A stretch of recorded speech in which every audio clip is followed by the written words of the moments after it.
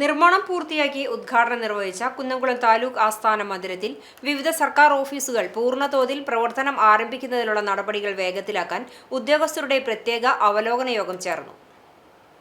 MLA ഓഫീസിൽ വെച്ച് ചേർന്ന അവലോകന യോഗത്തിൽ AC മൊയ്തീൻ MLA അധ്യക്ഷത വഹിച്ചു.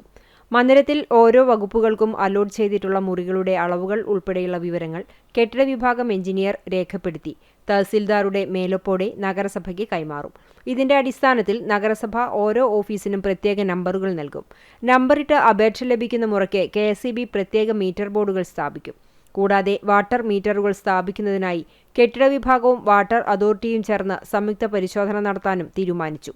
വിവിധ വകുപ്പുകളുടെ സീറ്റിംഗ് അറേഞ്ച്മെന്റുകളുടെ വിശദാംശങ്ങൾ ലഭ്യമായിട്ടുണ്ടെന്നും ഇതിന്റെ എസ്റ്റിമേറ്റ് തയ്യാറാക്കൽ അന്തിമഘട്ടത്തിലാണെന്നും കെട്ടിട വിഭാഗം AE അറിയിച്ചു. ഈ എസ്റ്റിമേറ്റ് വേഗത്തിൽ പൂർത്തിയാക്കി എത്രയും പെട്ടെന്ന് ഭരണാനുമതിക്കായി സർക്കാരിലേക്ക് സമർപ്പിക്കാൻ MLA നിർദ്ദേശം നൽകി.